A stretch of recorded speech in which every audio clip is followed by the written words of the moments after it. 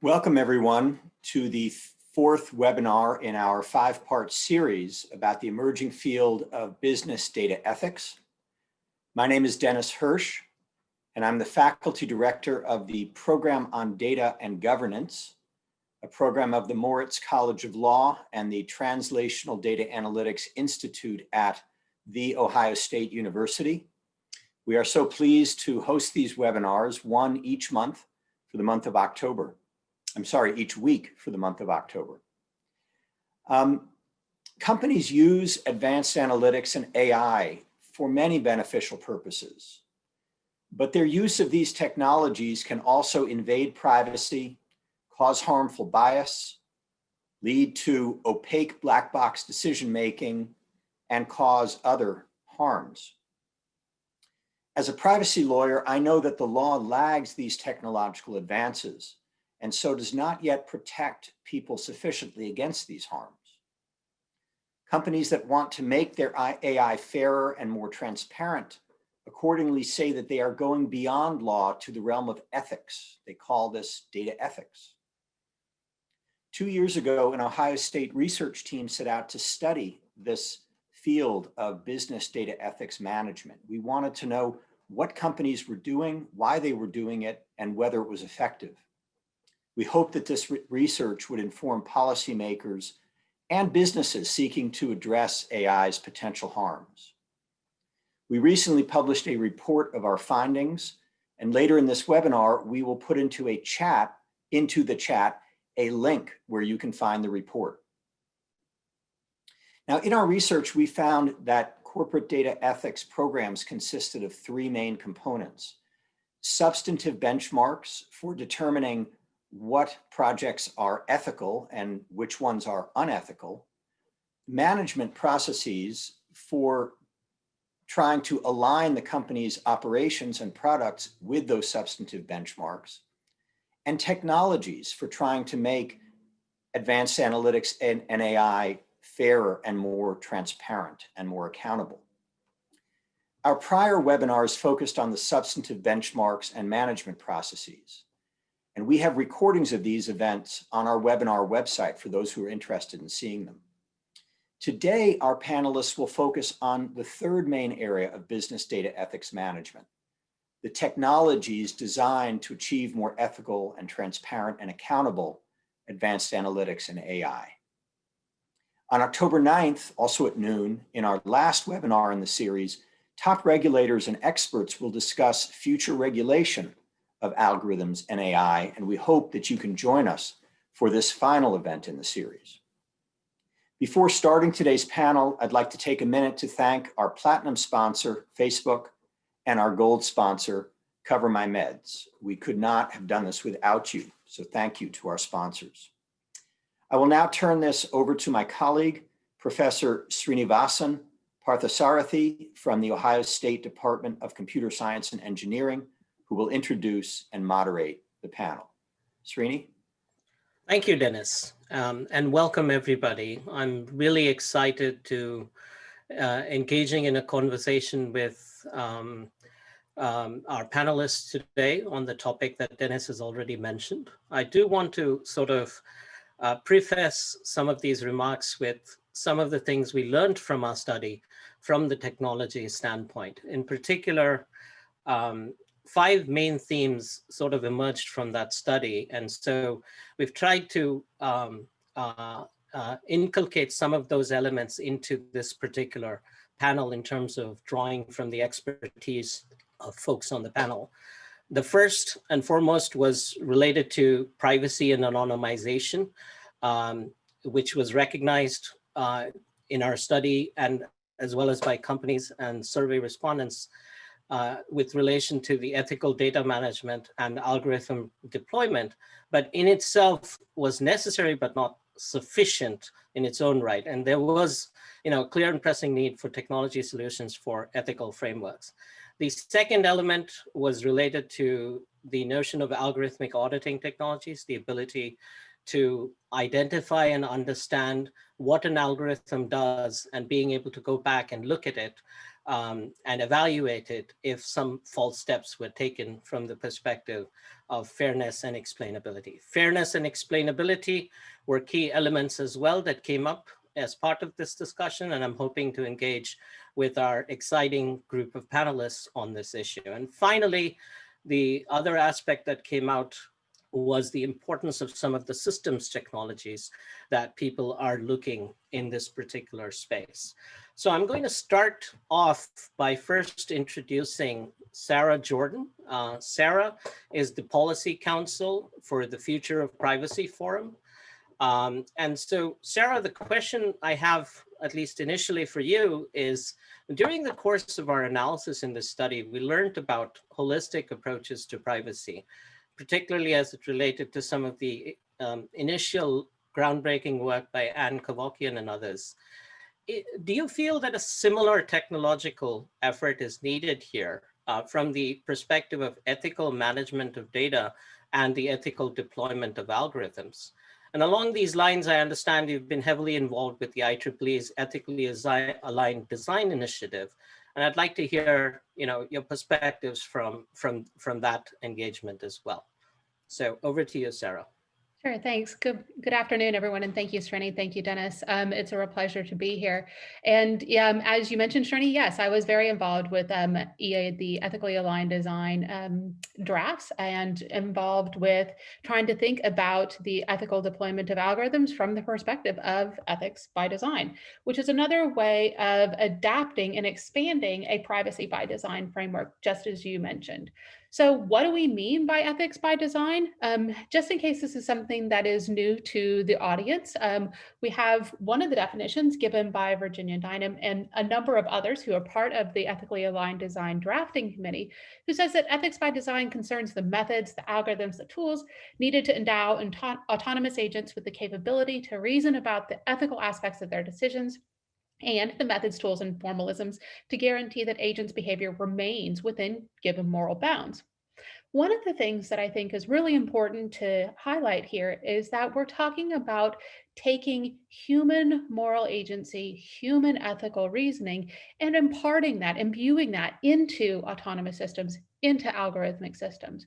We're not creating a replacement for the way in which humans morally reason, but we're thinking about the ways in which we can, as a system of human agents and human computer systems, work to augment one another, not only in terms of technical reasoning, but also in terms of ethical and moral reasoning. So how is it that an organization, a company, even a computer science laboratory, how could, for example, a capstone computer science program or project try to take the ethics by design logic and think about how to build their systems, to build what they're doing with an ethics by design approach, without, for example, spending the time to heavily read, though I highly recommend reading all 300 and something pages of the Ethically Aligned Design Framework. Next slide, please. Thanks. So if we reflect on the privacy by design work, we see that there's 7 principles for privacy by design: that it should be proactive, not reactive, that everything should be ethical or private by default, that we should try to embed ethics, make it something that is part of what we do, not necessarily a bolt-on. It's not something that comes in after the fact, but is something that circulates throughout the whole system.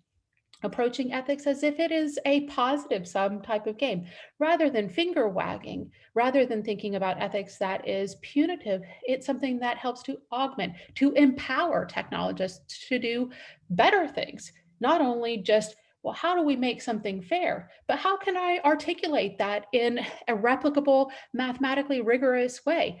There's great research on how we're taking ethical principles and giving them mathematical, giving them algorithmic adaptations that lead to excellent advances, not only in mathematics and computer science, but also in terms of ethical reasoning. So thinking that it's a holistic game, not only in terms of the thought, but also the product. Thinking about also being a user, right? As someone who is building a technological system, we're also likely to be someone who may use that in the future. So always keeping that user-centered approach. So thinking about it from the perspective of corporations and even small teams, in the last 90 seconds that I have, I would say it's about organizational practices. This whole panel is about technological practices, but don't forget that the way in which we design organizations is itself constitutive of something like a technology. It's something that helps us to get things done, and it can be optimized, it can be restructured in order to be able to achieve higher local minima of ethical behavior. How would we do that? Empowerment. One of the signal things that the IEEE's Ethically Aligned Design Program is about is empowering technologists to be able to harness technology for the future of humanity, which includes them. Routinizing ethics as normal behavior. Having conversations about justice shouldn't be something that happens only after the fact, but should be part of the routine. Signal ethics check-ins. Hey, do we like this? Do we feel good about this? Making sure that ethics is even part of our documentation, right? We all know that if you add a few hashes at the beginning of a line of code, you can write a tremendous amount of material about what you're trying to achieve in that module. Putting ethics as part of that is one of the components of an ethics by design approach. And doing that with the perspective of everyone's responsible, not only for technical things like code checks, where your designer and your manager can look at it, but everyone is responsible for ethics checks. Reading through the hashed lines to make sure that what we say we're trying to achieve in terms of, say, fairness in this module is what we've actually achieved. Ethics by design is about looking at a whole technology in a way that is encompassing the organization and encompassing the technology, encompassing of the people that are really central to making it, using it, and advancing it into the future. Thanks. Thank you very much, Sarah. That was fascinating, especially from the perspective of holistic design. I did want to remind audience members that they have the option of posing questions and in the Q&A feature on Zoom. So feel free to use that when folks are talking, and we will get to the audience Q&A at the end of this session. So I'm going to, so Sarah just talked about human-computer interaction and systems. And one of the things that we heard a lot about from chief privacy and chief ethics officers as part of our study was the importance of database and systems technology in some of these kinds of problems. So my question for Alfred Rossi, who's a research scientist at Immuta, is if he could provide us with some examples of how some of these database and systems technologies are being adapted and adopted by companies, particularly as it relates to the ethical management of data and the ethical deployment of algorithms. And specifically, if he can talk about some of the challenges companies face for deployment, given, for example, the diversity of technological solutions that exist in today's world in this context. So over to you, Alfred. Hi, and thank you. Okay, so let me set some context so we can figure out how technology might fit in. So there are black boxes that have well-defined behavior from the outside, but their implementation is not revealed to us. Computer scientists love this kind of thing. These are our random oracle models and our universal one-way functions. So do systems engineers and so do executives, right? They say, oh, that issue is handled by accounts receivable. Let's call these like type 1 black boxes. There are other kinds of black boxes where we're not only unaware of how they're implemented, but we haven't fully characterized how they behave from the outside. Okay, we can call these type 2 black boxes. This is AI, right? Neural network models are like high dimensional beasts where there are a lot of places for bad behavior to hide. It's computationally hard to prove that it does the right thing for all real inputs. And so good testing helps to ensure that like failures are rare, but they may happen. Okay. So, you know, the AI failures that, so these kinds of black boxes, yeah. So let me sort this out here. So, you know, like I would say that the AI failures that make the news are not just due to the bad AI, right? But they're due to the, you know, the decision to put like one of these type 2 black boxes into the driver's seat. This is not inherently a bad idea, but it's certainly an irresponsible idea without having procedures in place to intervene and remediate the decisions they make. You know, if your black box only exhibits racist behavior in 0.1% of the cases, right, and you have 10,000 customers, you've arguably discriminated against 10 people when it was not legal to discriminate against any and not ethical to discriminate against any. So you need to be able to review the decisions they make. That is, you need to be able to audit model behavior. And how can you do this when it's a black box? It's possible. So for example, you feed a model of someone's credit card application, jitter some fields and see what the leading factors are. Is it changing wildly, when you change fields by a little bit? Is it behaving in a stable manner? Maybe not trust it or flag it for human review if its output changes at the slightest bump of the input. Are there leading factors, things that can be used to infer protected personal information like race, gender, religion? Maybe also have a human look in that case too. So steps must be taken to prevent and limit bad behavior. That's good model design, right? But steps must also be taken to handle the unexpected behavior. Okay, so places where technology can help. We need systems for auditing model behavior, record decisions, inputs, and outputs with respect to a model and version, right? If something goes awry, you need to be able to go back and say, their mortgage application was handled by this particular version of the model. Let's try to reconstruct what happens. We also need auditable systems for enforcing policy around data access, and that's what we make here at Immuta. There are many challenges here. And I think this speaks to, to speak directly to the question, there's a proliferation of technology, like data lives in S3 and Parquet files, it lives in relational databases, it's in NoSQL, it's here, it's there, it's everywhere. Like, what isn't data? And so uniformly enforcing policy on data is hard, and auditing how that data access is hard. And so a key component that one wants of a system is centralization, right? We'd like to have a single place where policy is specified and a single mechanism by which policy is enforced, right? It should be possible, and I mean, so we make software that does this, and it is, but we're not, I'm sure there are other ways to achieve this, but where there's a single system that you go to and you say, okay, right, for PII that looks like this, right, this is how we handle it. Users accessing it for certain purposes are not allowed to see certain fields. Processes which come in to train models are only allowed to see records of those individuals who have consented for their data to be used in the training of those models. Okay, so this allows you to create lanes for data and ensure they're enforced. And not only that, but it gives you a place to come in and audit. So having a single control plane for enforcement of data access policy, have the users consented to their private information. You can imagine a text prediction model, you're doing a dump of email. Some users might want to opt out of that, right? The model could remember a specific phrase from their specific email that's sensitive to them. And you don't want to put that on the people building the model necessarily, because this is hard, right? They don't want to look at individual emails. And so having system controls in place to enforce that thing is ideal. It also implies that data is indexed, right? It should be easy to discover what data is available within your organization. Not to say that you should have access to all data within your organization, but just that you should be able to see what exists, maybe with the schema, and have a clear path to request approval if you think it's relevant. It's expensive to obtain data, and so you don't want to end up endeavoring to replicate something that you already have, or leave value on the table by missing that you have the data set that you need to complete your project.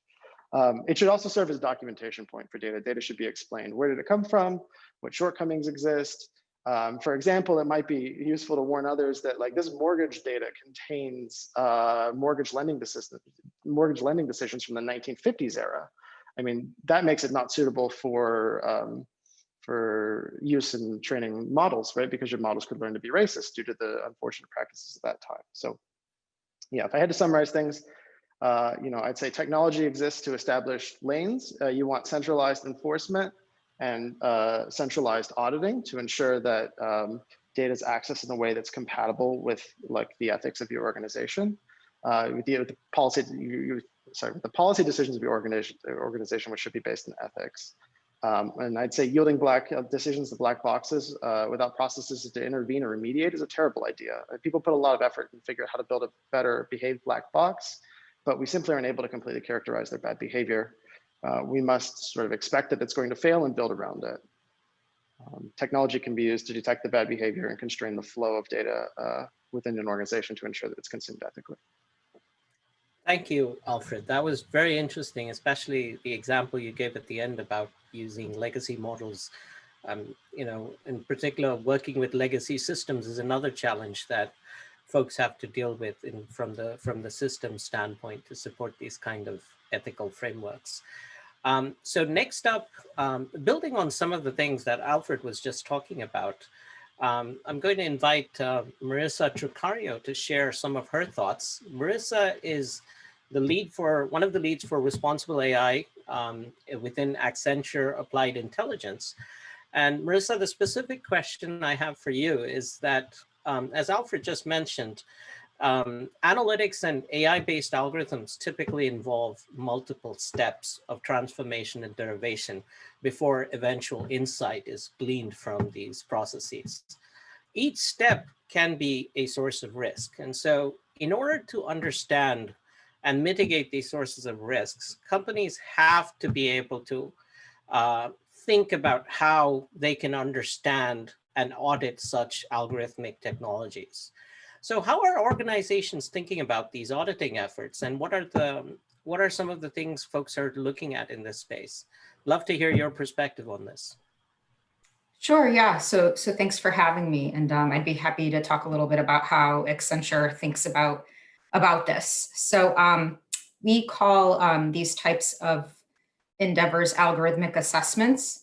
And we help companies look at their algorithms from both a qualitative and quantitative point of view. And they always go together. So I'll explain that in a minute. But just to talk high level about, the way we think about it is when we come in to help assess these algorithms, we're not coming in to impose our values or our ideas of fairness, right? We spend a lot of time, and it's really important for the company to first think about what are their goals, their principles, how they define fairness, right? That is something we can't do for them. We can help them, but the company needs to spend time thinking about that so that we're using that as the measuring stick for when we go in and assess these models. The other thing I'll say is, and I think this came up in an audience question from one of the previous talks, is the idea of like doing AI responsibly versus not, and just like letting it, go unbridled to let the industry grow.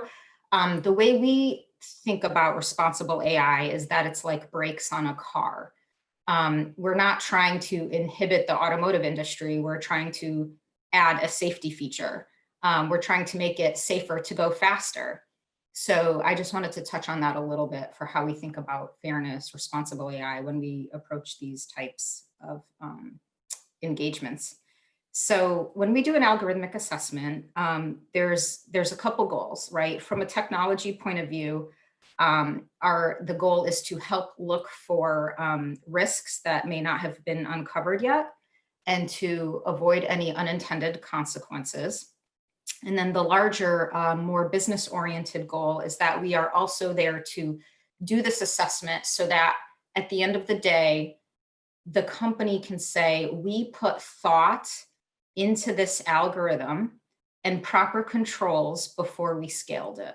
So it's really important to be able to sort of think through that and demonstrate it before you start scaling something, because the worst thing you can do is scale unintended consequences that you didn't know you were producing.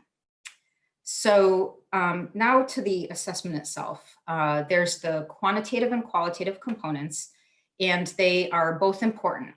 So if you have qualitative assessments of your model, that's going to be unconvincing alone, right? Without any sort of quantitative aspect to back it up. However, if you only do a quantitative assessment without context or qualification or discussion, that can lead to unintended uses and actually could ultimately be harmful. So you always want to assess your algorithms from a quantitative and qualitative point of view. Some of the things we look at high level would be looking at the system, first of all. So high level, is this a system we should be designing? Should we be working on this? Okay, we should be. All right, is it designed the right way from a system level point of view? Then we can look at bias as another pillar. You can look at the bias of the data, You can look at the bias of the algorithm itself, and then you can actually look at the bias of the operations, like how are you going to operationalize this and scale it? And then there's also the transparency aspect. So we help to look at, is this model explainable? Is the data understood? Can we explain how these decisions are being made? And is, after we put this in place, can we explain how it's going to be monitored sufficiently? So those are some of the things that we think about. A couple other things that go into the assessment are looking at protected classes. So some classes that are legally protected and easy to spot, right? Like you don't want your model making decisions based on race. Some other classes may not be legally protected, but they matter and you want to be aware of them and they shouldn't be affecting your model. So you have to sit down and think like, what makes sense to be impacting some of these decisions and what doesn't. So for example, let's say you have a model that reads X-rays. There's a couple different aspects to doing that responsibly. One could be, just looking at classes, right? Like should the economic class of the patient influence the algorithm's ability to read the X-ray? Like clearly not, right? So that's looking at classes and how they affect how good the model is at making its predictions. The other aspects to being responsible is just, actually, is this model making the decision the right way? So another thing that could happen, again, with the same X-ray example, is let's say you build a model and you get X-rays from different types of hospitals and it's reading it and it's telling you what's going on. Let's say it's making a simple decision like there's a fracture or there's not. Some hospitals may just provide a higher proportion of patients that actually have fractures. So you could have a model that like latches onto where the data is coming from and it just says, oh, it's from this hospital. It's more likely that it's a fracture. And it could be like latching onto things like that and actually show pretty good results and stop reading the actual scan or X-ray. So is that good AI? No, that's not responsible either. So responsible AI, what we like to say at Accenture is that, of course, yes, it's necessary for being ethical, but it's also just doing AI well, right? So that's one of the examples that we like to talk about. Back to the assessment itself. So we look at the different subgroups. We look at protected classes.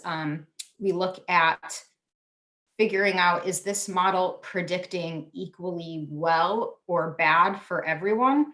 You don't want a model that performs better for certain classes. Random error is good. Being able to predict when your model is going to be wrong and for who is bad. So those are some of the things that we look at as well. And then finally, if we were to like summarize it in sort of a, how do these assessments happen? Like how do they take place? It's kind of like a cycle. So you start with defining your goals. You start with defining fairness. There's multiple definitions of fairness out there. So that's why it warrants time to sit down and define how fairness makes sense for this situation. Then you want to look at the qualitative and quantitative considerations. You want to measure and discover. So you want to look at things like model soundness, disparity in outcomes, fairness for different user groups. Then after that's done, you want to talk about mitigation. So if you uncover something, what are some ways that you can mitigate those things that you identified? And then let's say you put a mitigation strategy in place, you want to think about how you're going to monitor and control this going forward. So as these systems evolve, the sort of controls you put in place, can they evolve with those systems? And so it becomes like a cycle, something that you're watching out for. And like the other speakers mentioned too, you want to have a strong governance mechanism in place so that you can be watching and taking care of your models from this point of view. So yeah, I'll stop there. Great, thank you.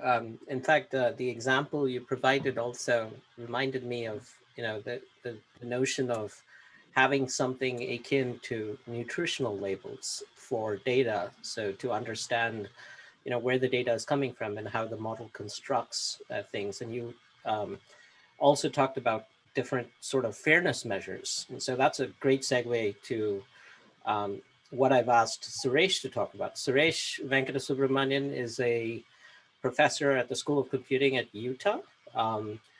And Suresh, my question to you is, we've heard a lot about the importance of explainability and algorithmic fairness from several individuals, including several of the panelists who've already spoken, especially as it relates to ethical data management and ethical algorithmic deployment.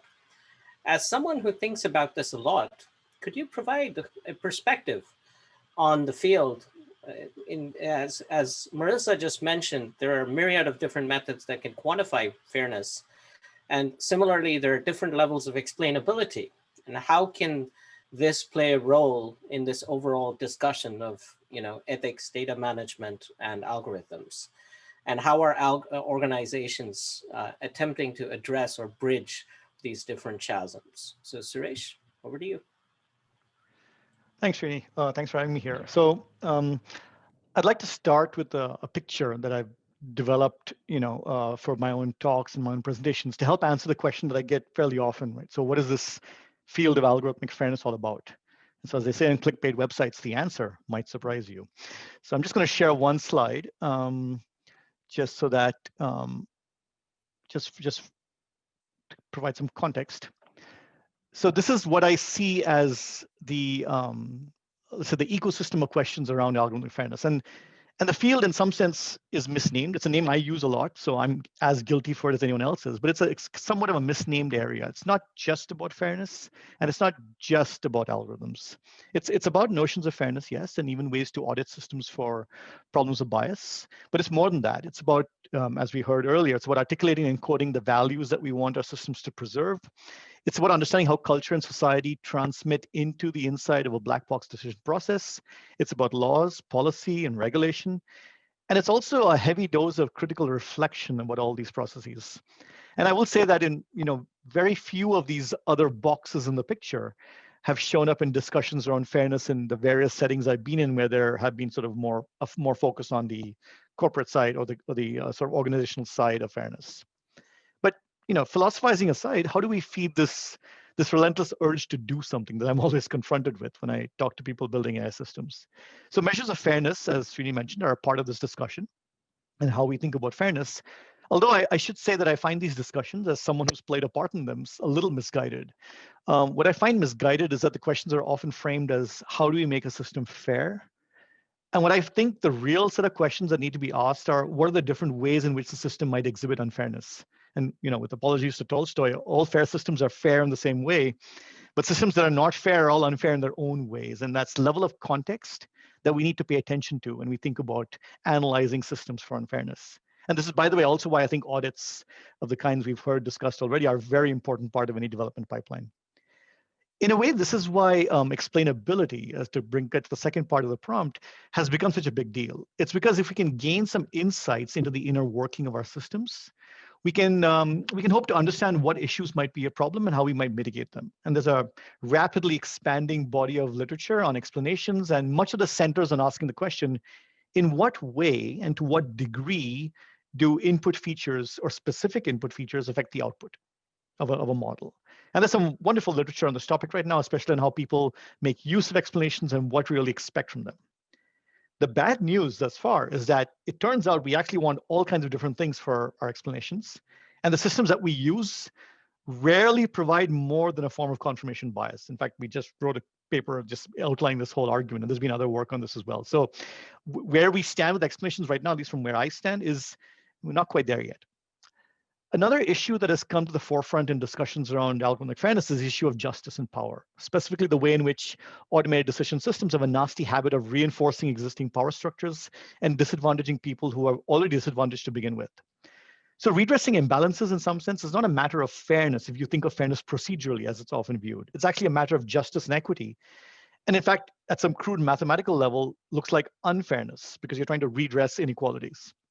And in fact, some of the most fascinating reframing of tech problems that I've seen in the past few years has been in how people are trying to change problems to essentially punch up instead of punch down, using the tools of risk assessments, not to monitor the riskiness of defendants, but to monitor the biases in judges and the police, or turning facial recognition on its head to identify masked police who attack protesters during peaceful protests.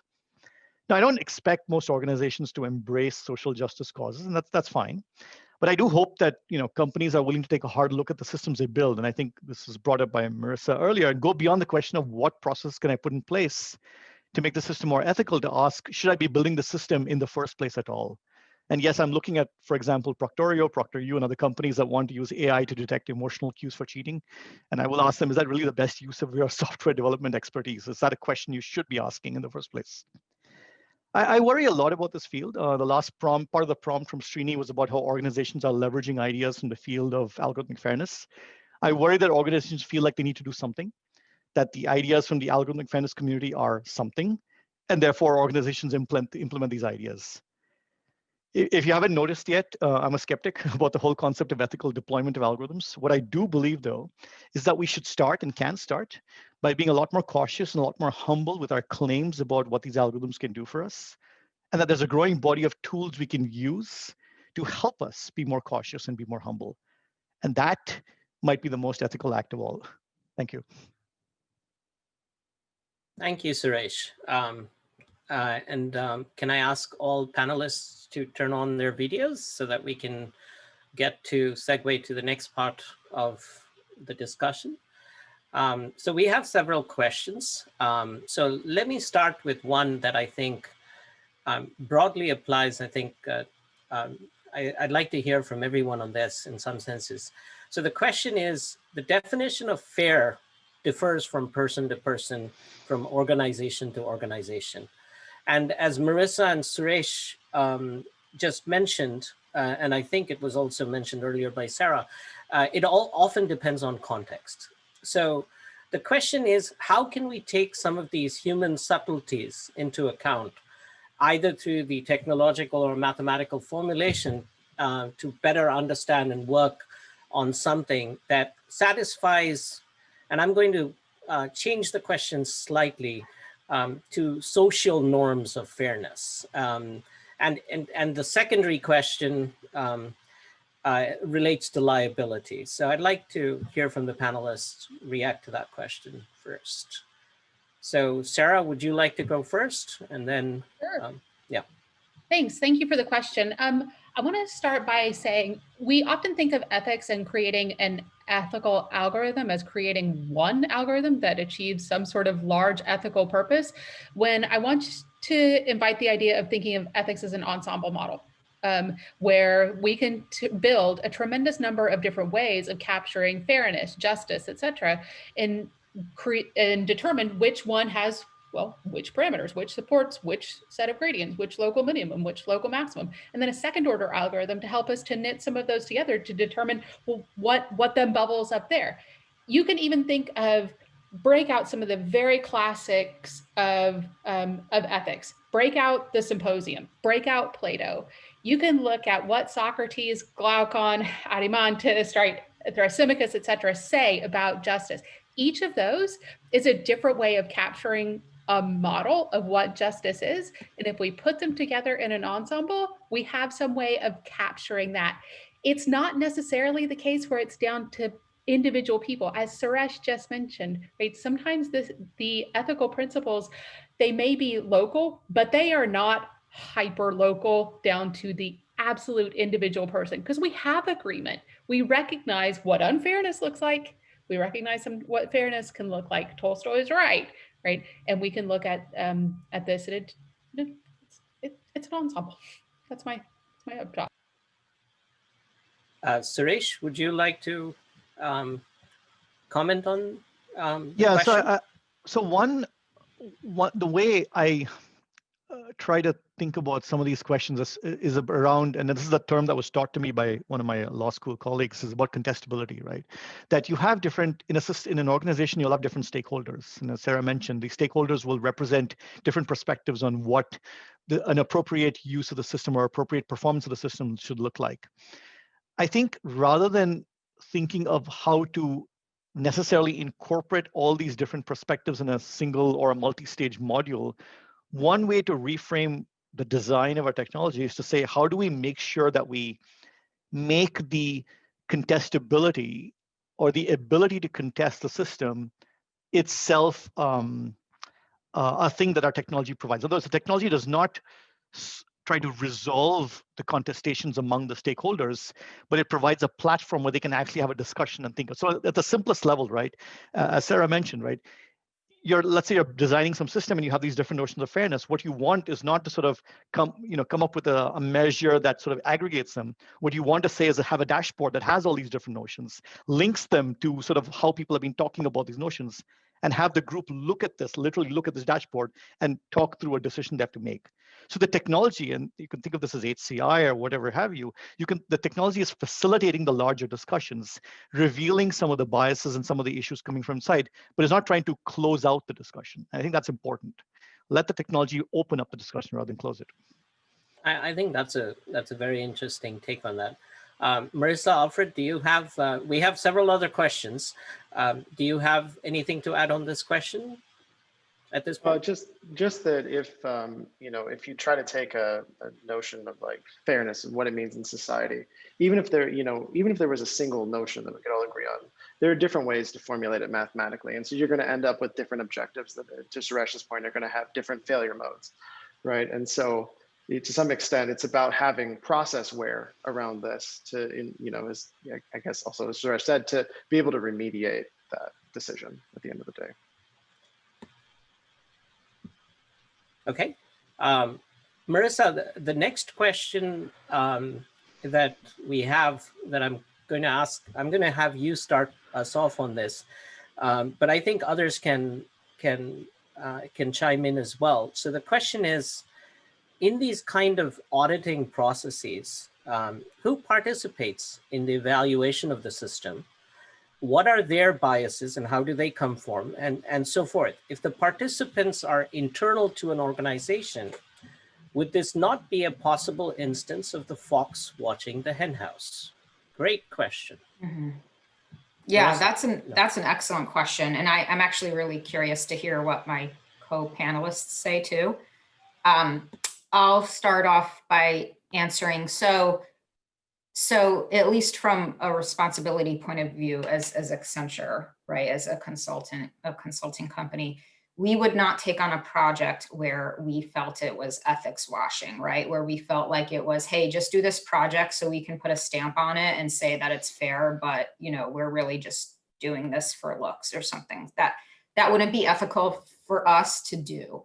So we wouldn't do that in the first place. Now, inside that question is the idea or the presumption that the people hiring us to do these assessments are a little disingenuous. And while sure, all sorts of people are out there with all sorts of different intentions, you'd be pleasantly surprised how often, or all of my clients, at least that come to me, are saying, hey, we want to be careful of this. Like I have a payer coming to me in the health industry, and they're saying, hey, we're noticing, all the research out there that there's disparate,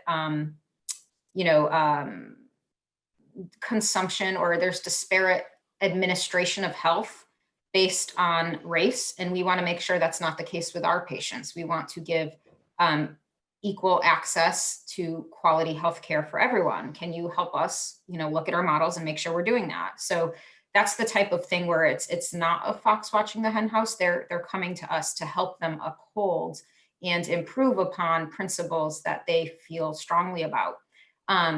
There's also cases where it's just part of the regulation, and they're coming to us, right? So if it's in like a mortgage type of industry where there are very clear regulations and they need to make sure that their models are operating correctly and steering clear. That's also a situation where they're coming to us, and it's not the fox watching the henhouse. Everyone's best interest that we're doing these and making sure these algorithms are responsible. So that's my take on it. I'd love to hear everyone else's. Excellent. Sarah, would you like to chime in from the perspective? Yeah, I would actually. I really love this question. I like your answer there, Marissa. Right, that people come and they're looking for evaluations. They're looking for help, and sometimes when people ask for that, they really are. They're legitimately saying, "We want your help. And people aren't really looking for ethics washing. I think that's sometimes a way of shutting down the conversation about this whole process, rather than thinking, how do we carefully design this process to work well?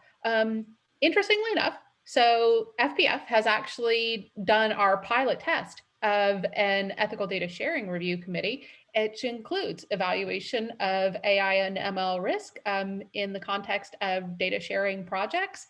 We had a really interesting sort of experience trying to get everybody to participate and feel comfortable participating, not just from the perspective of, oh my God, am I participating in an ethics washing sort of exercise here, right? But also to feel confident as technicians, to feel confident as people who are great down their vertical, but aren't sure about how to conduct an ethics review. So I think I would come back to the person who asked this question to Marisa, which is a great question, right? It's not necessarily a case of a whole bunch of foxes running around the hen house, but it's a whole bunch of chipmunks who are trying to figure out how to best get to something that helps them to feed their need for survival. It's not a predatory activity. It's not foxes. It's well-intentioned chipmunks. I love that analogy. And it also resounds in some senses with what Suresh was talking about. Suresh, do you want to add something to this, to the answer of this question? Yeah, although Ashwini, you missed your moment to sort of talk about foxes watching the golden goose. So, well, I also want to. I really like, Marisa, your point about, when you said they came to you with a specific question in mind, and they want to solve a specific problem. I think that really helps focus and localize the question. So does it become this big morass of, are we doing the morally right thing or not? It becomes a very specific, focused, contextual question. So that makes a lot of sense. And I'm sorry, I'm still thinking about chipmunks. It's just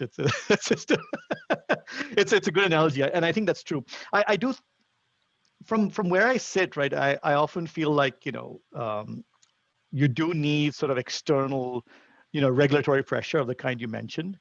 Every time I say that, though, I remember 2008 and the financial crisis, and where regulation failed essentially as well. It was one of the points of failure in the whole system. So while I think having external regulation is a part of the story, it cannot be the only part of the story, because of the fact that we've seen regulatory capture and other kinds of dynamics show up in these situations in many cases. So yes, so going back to the original questioner, it's not. I agree with both Marisa and Sarah's responses. There are people who are really genuinely trying to figure out what to do. They don't always know what needs to be done. And the more focused you can make the question about what they would like to do, the more likely it is that you're not just ethics washing, you're actually trying to solve a real problem. And because of that, you'll have some things that are measurable. You'll be able to sort of evaluate how well you've done, and you can figure out how further you have to go. And that's really what we want here, right? The ability to sort of evaluate progress and see how much more we have to do.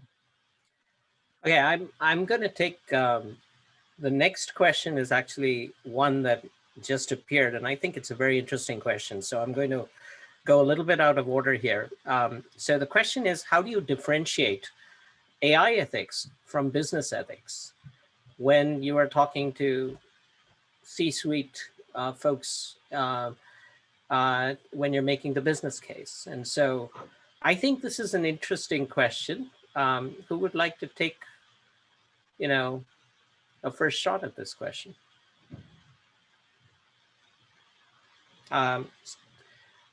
Sarah, would you like to start us off?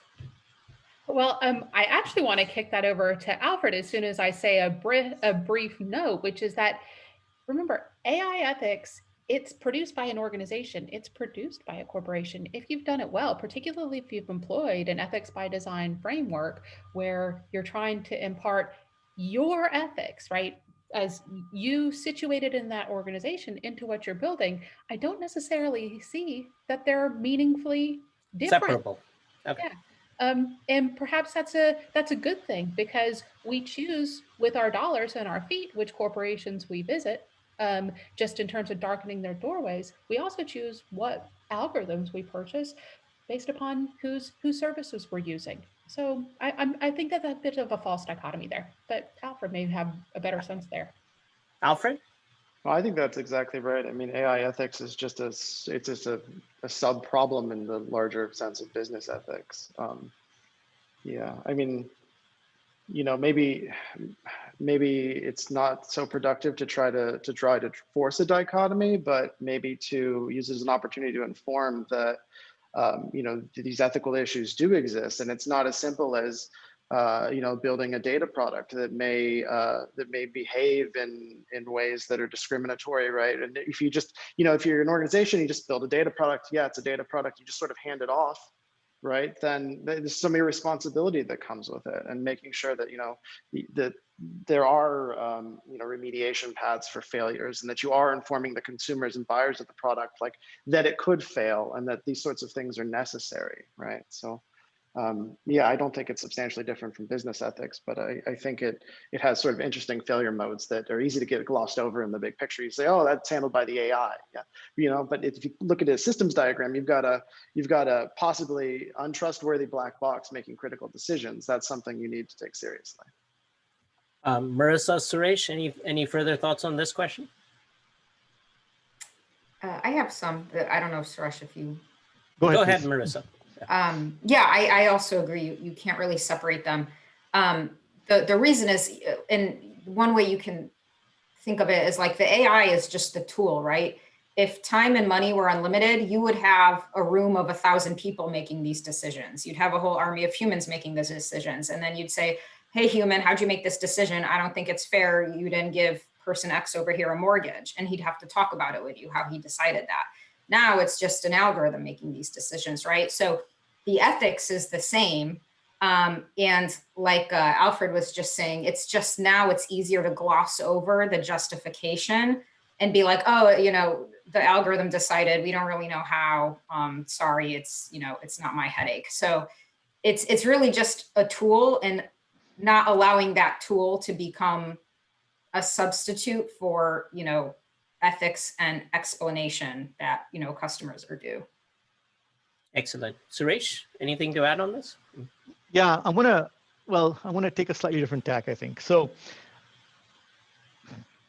one question that I think about, you know, and I have to say, I know, you know, very little about business ethics, broadly speaking, as a discipline, but I think the question is also who are your stakeholders, right? So from what from the little I understand of business ethics, right, a lot of it is centered around responsible business practices, you know, the stakeholders that you're responsible to, whether they are shareholders, your customers, you know, the larger environment that you work in, and how to sort of conduct yourself as a responsible entity within that framework, right? So, and that you know, that makes sense. I think that AI ethics, right, again, it's a term that can be interpreted differently, but also creates a stakeholder that may be outside the purview of the individual company, right? I mean, in some sense, the reason we're here talking about this is because at some level, AI ethics is about responsibility to society at large, to people at large.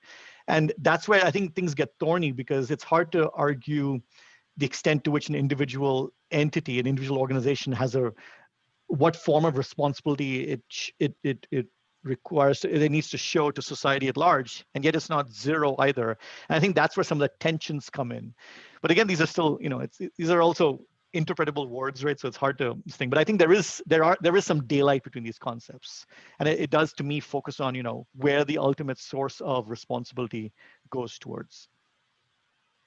So there are a couple of questions that relate, and I'm going to summarize and synthesize, I think, the intent of these questions about, you know, if the data that you're training on is X and it has certain properties. So for instance, let's say you're trying to come up with an early diagnosis of a certain disease type, and the prevalence of that disease is higher for certain strata in the population. So then is it inherently wrong to use such a model in the context of these kinds of, from the ethical standpoint? I think, so to summarize, I think Marissa had brought up this notion of, you know, certain hospital x-rays with a higher rate of fractures. And so is this inherently unethical? And so this is something worth thinking about. And so Marissa, we'll start with you, and I'll have, time permitting, the other panelists can chime in. Yeah, it's just a question of, is this good AI, right? It's not even ethics at this point. So if you were going to replace a doctor, and let's use cancer because it's a little more grave, okay? Let's say there's all these different factors that go into making a cancer diagnosis, and you want to replace the doctor with an algorithm. You take all the different tests that the doctor usually looks at. They come from all different laboratories and hospitals. There's a whole pile of different pieces of paperwork and exams and lab results and human interaction, right, that goes into making this diagnosis. Now, the algorithm may just notice things, right? Like, let's say the patient came from a city where there's just like a higher density of people that are likely to have cancer for whatever reason. And the model latches onto it. And it's just more of like statistics at this point, right? Like if you're a patient coming from this city, you have a higher chance of being the type of person that has cancer. Do you want your model latching onto that? And then likewise, if you're a person coming from a rural area and there's just fewer proportions of people with cancer over there for whatever reason, the model is going to, just infer, like, from a probability point of view, this person probably wouldn't, coming from this rural area compared to this high density polluted area, whatever the reason is for this disparate representation of cancer cases. But if you're that 1 out of 100 people coming from the rural area that might have cancer, do you want your algorithm actually latching on to the probability instead of actually reading through all your results and looking at everything? Do you want your doctor missing your case because just probability wise you probably don't have it? Or do you want it actually considering all the things it should be considering in order to make the decision? So it comes back to this idea of, how is your algorithm making this decision? What do you want it to take into consideration, and what do you not want it to take into consideration? Alfred, do you have any quick thoughts on this? Yeah, it's not going to be discriminatory to provide good care, right? And so, and that's true regardless of what the algorithm outputs, right? And so, where we get into, so if it's true that there are certain demographics where certain conditions, there are higher correlations between these things, it makes sense to take that into account, right? Because the goal at the end of the day is good care. Where we get into problem areas is when the output of the algorithm results in a decision which denies somebody good care. And so again, back to the point of, you need good processes around the deployment of AI. All AI failures that we see in the news are not just bad AI, they're irresponsibly deployed AI. Excellent. And I think that's an excellent sort of concluding statement here, because I noticed that we are running out of time. So I did, as Dennis mentioned at the very beginning, first of all, I'd like to thank each and every one of you, Suresh, Sarah, Alfred, and Marissa. Thank you for this engaging conversation. I certainly enjoyed it. I hope the audience did as well. As Dennis mentioned, this is the fourth in a series of 5 webinars. The next webinar is next Thursday at the same time, 12 noon. And it will focus on regulation of algorithms. And this is something that we were also discussing during the discussion that we just had. So it's next Thursday, October 29th. And it will look at this from the standpoint of policy governance and expert perspectives. So again, I want to thank all the panelists for the active engagement, the audience members for their wonderful questions, and I look forward to seeing all of you next week on Thursday. Thank you very much, everyone. Bye-bye.